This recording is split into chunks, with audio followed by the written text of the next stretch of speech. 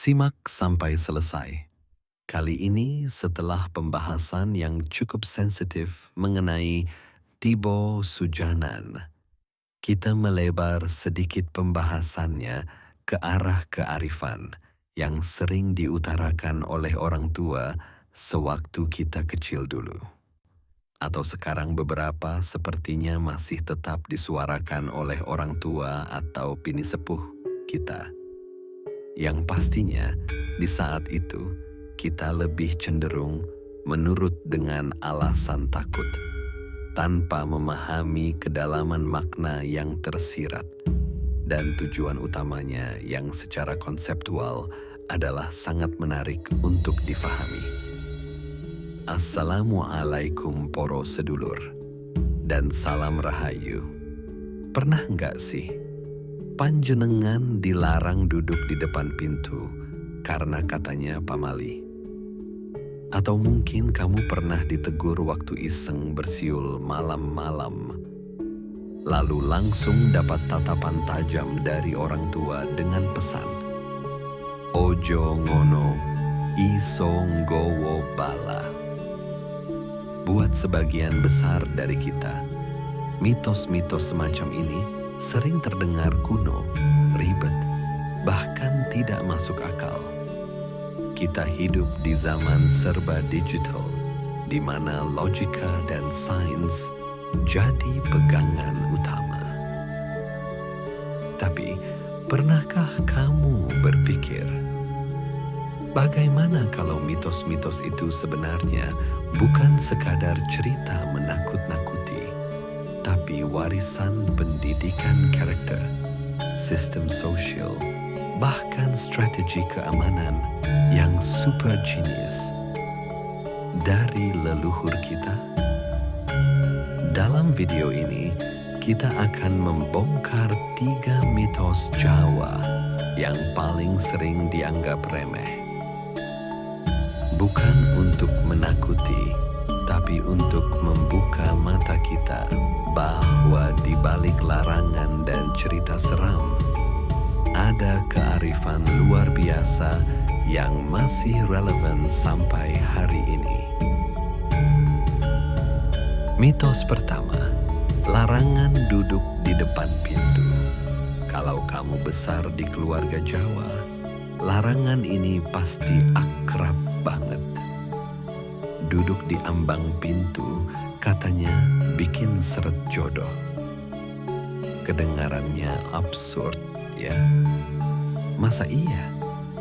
Cuman gara-gara duduk di pintu, jodoh kita bisa lari? Tapi, mari kita telaah. Dalam kepercayaan Jawa, pintu bukan sekadar tempat keluar masuk. Ia simbol gerbang energi, jalur utama aliran rezeki, keberuntungan, dan harmoni keluarga. Duduk di situ berarti menghalangi arus energi baik, sehingga hidup jadi tersendat, termasuk soal jodoh. Dari sisi mistis, itu logikanya. Sekarang, mari kita geser ke makna sosial. Duduk di pintu jelas mengganggu. Orang yang mau lewat jadi terhalang. Itu sama saja menunjukkan sikap kurang tenggang rasa. Dalam budaya Jawa, nilai tepa selira, kemampuan merasakan apa yang dirasakan orang lain, itu utama banget. Jadi, kalau kita biasa duduk seenaknya di pintu, orang akan menilai kita tidak peka, tidak sopan, bahkan egois. Dan bukankah benar, sifat seperti itu memang bikin seseorang lebih sulit mendapat pasangan yang baik? Jadi, istilah seret jodoh bukan kutukan, tapi cermin dari perilaku kita sendiri. Ada lapisan lain juga, faktor kesehatan dan keamanan. Duduk di pintu bikin tubuh kena angin langsung, yang dalam konsep Jawa bisa sebabkan masuk angin.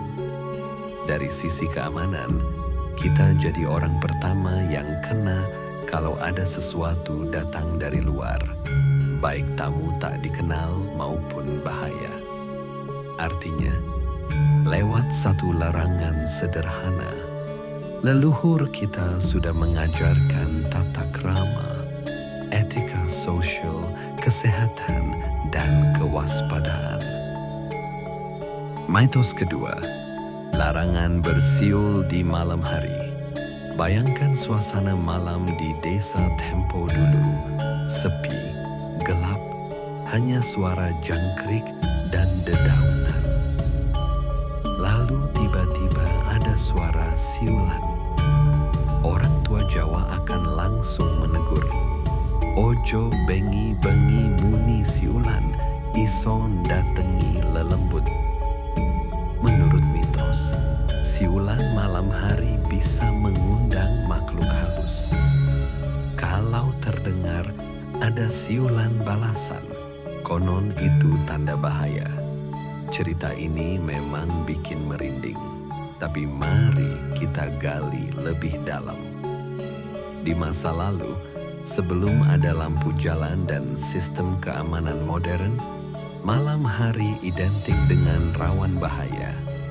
Siulan punya karakter suara yang tajam, menembus keheningan, dan bisa jadi kode komunikasi rahasia. Para perampok bisa saling berkoordinasi dengan siulan tertentu.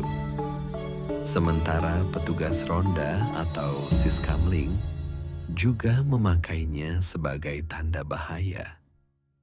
Nah, kalau masyarakat umum ikut-ikutan bersiul seenaknya, sistem komunikasi ini jadi kacau.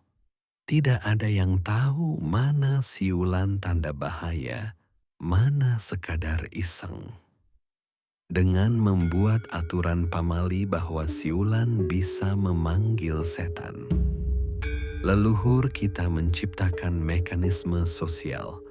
Hanya ada dua kemungkinan, siulan malam hari, bahaya nyata, atau gangguan mistis. Intinya, semua orang harus waspada. Selain itu, siulan malam jelas mengganggu orang yang sedang tidur. Malam hari adalah waktu istirahat, dan budaya Jawa sangat menekankan pentingnya menghormati hak orang lain untuk mendapatkan ketenangan. Jadi, larangan ini sejatinya adalah aturan keamanan plus etika sosial.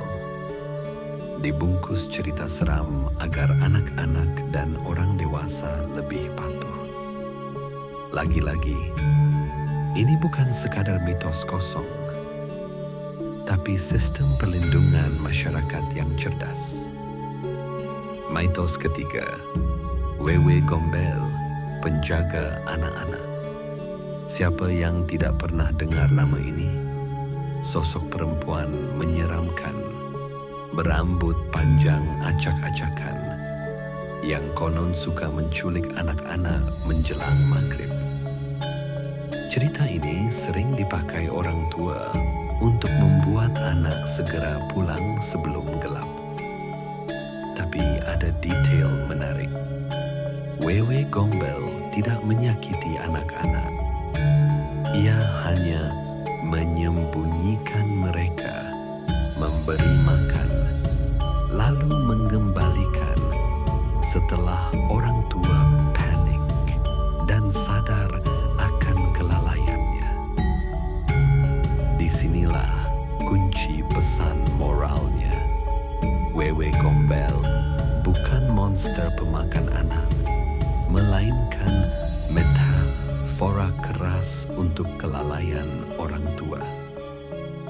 Anak-anak yang jadi korban bukan yang patuh, tapi yang diabaikan, tidak dijaga, tidak diperhatikan. Mitos ini mengajarkan dua hal penting. Pertama, dari sisi keamanan, waktu maghrib itu rawan. cahaya redup, jalan tidak jelas, anak-anak mudah tersesat atau menjadi korban kejahatan. Dengan adanya sosok menakutkan seperti Wewe Gombel, anak-anak otomatis pulang sebelum bahaya datang. Kedua, dari sisi psikologis, ini sindiran bagi orang tua. Kalau terlalu sibuk sampai lupa memperhatikan anak, maka kehilangan itu bisa datang, baik secara fisik maupun emosional. Anak bisa jauh, hilang arah, bahkan mencari perhatian di luar. Wewe Gombel adalah wujud pengingat keras bahwa tanggung jawab orang tua tidak boleh diabaikan. Mitos ini membuat masyarakat punya cara efektif untuk melindungi generasi mudanya, bahkan sebelum ada konsep pendidikan modern tentang parenting. Benang merah dari ketiga mitos. Kalau kita perhatikan, pola ketiga mitos ini sama. Mereka selalu punya dua wajah. Wajah mistis, berupa ancaman gaib yang membuat orang takut. Wajah logis, berupa pesan sosial, etika, kesehatan, atau keamanan. Leluhur kita tahu, nasihat langsung sering tidak mempan. Tapi cerita dengan sentuhan mistis jauh lebih kuat menempel di ingatan. Anak kecil akan langsung menurut kalau dibilang ada hantu, dibanding kalau hanya disuruh, ayo masuk, sudah malam. Dengan demikian, mitos Jawa adalah sistem pendidikan informal. Ia mendidik dengan cara yang halus, tapi efektif.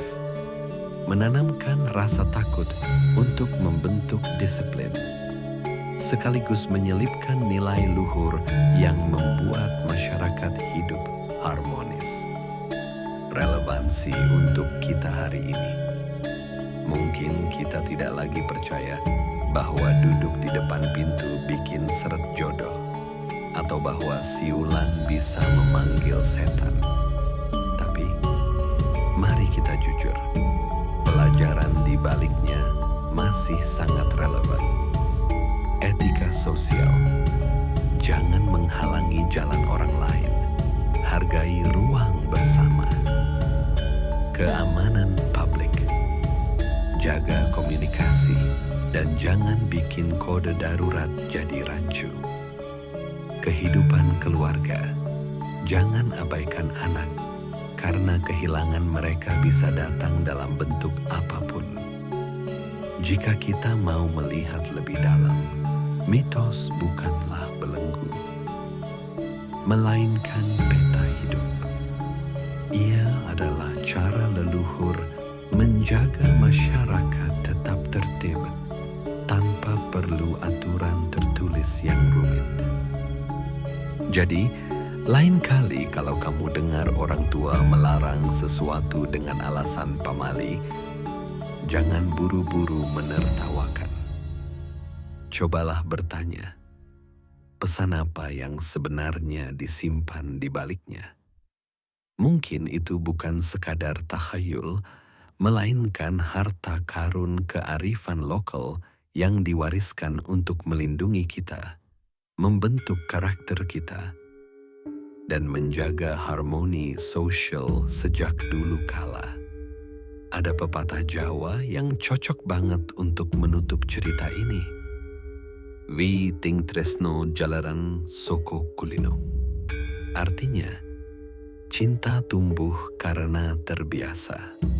Kalau kita terbiasa menghargai warisan leluhur dengan cara baru, kita akan semakin mencintainya. Dan cinta itu akan membuat kita terus melestarikannya. Terima kasih sudah menonton. Kalau kamu suka dengan pembahasan ini, jangan lupa like, subscribe, dan bagikan video ini biar semakin banyak orang yang sadar. Mitos Jawa bukan sekadar cerita seram, tapi pelajaran hidup yang luar biasa. Dari Ki Londo Permadi. Wassalamualaikum warahmatullahi wabarakatuh. Salam Rahayu.